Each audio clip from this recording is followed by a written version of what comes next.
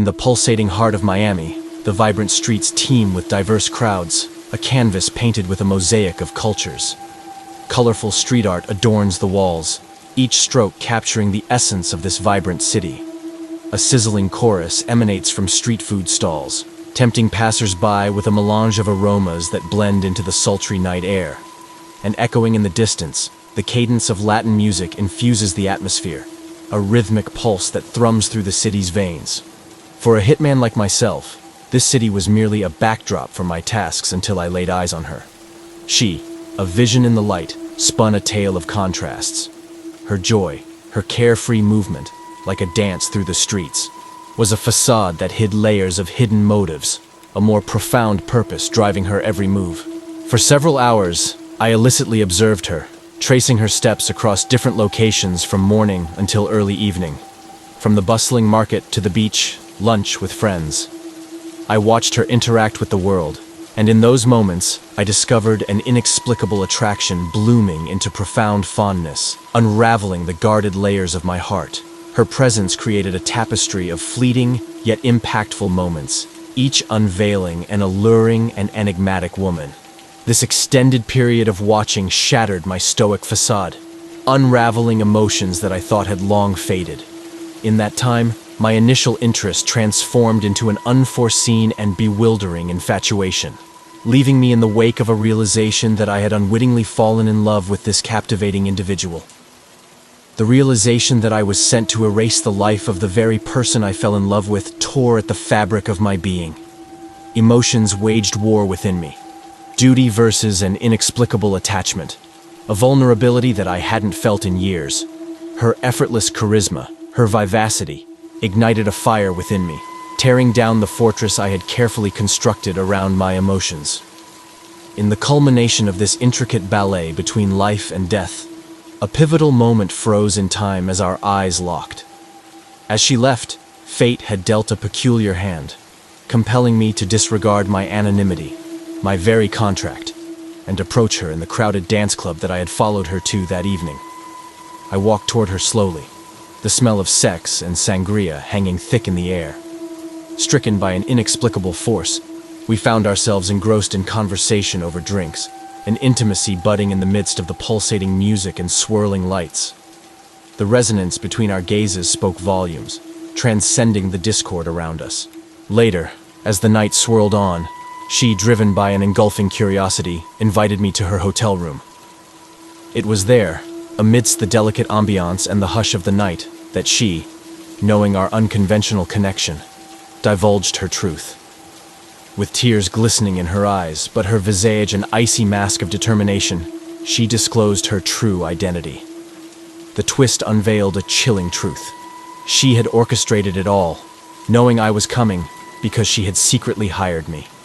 Her motive was not self-preservation, but vengeance for her fiancé's murder at my hands 2 years ago. Shock and fear gripped me as the realization of my impending demise dawned. Her face, a canvas of emotions at war, portrayed both remorse and an unwavering resolve to balance the scales of justice. In a swift, chilling sequence, she retrieved a sniper gun fitted with a silencer, concealed within her hotel room. My life flashed before my eyes, a torrent of regrets and past deeds clamoring for attention in those fleeting moments. And then, in an instant that seemed both eternal and transient, she squeezed the trigger. Darkness enveloped me, bringing an abrupt end to my existence. My life ended at the hands of the very person I hesitated to harm.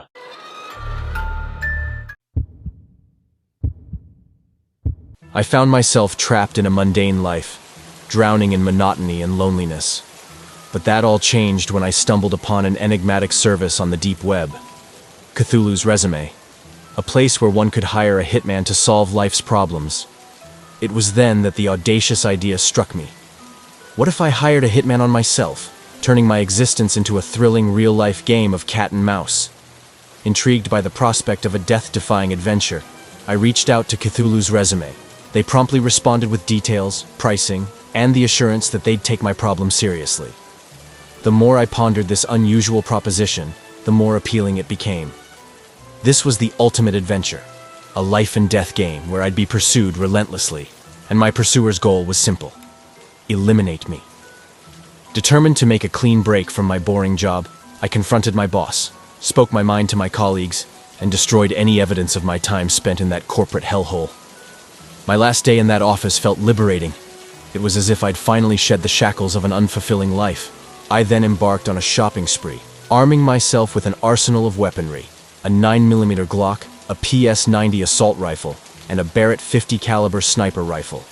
But that was just the beginning. A visit to a spy store furnished me with surveillance tools, bug detectors, and a voice changer. Armed and equipped, I was ready for the game.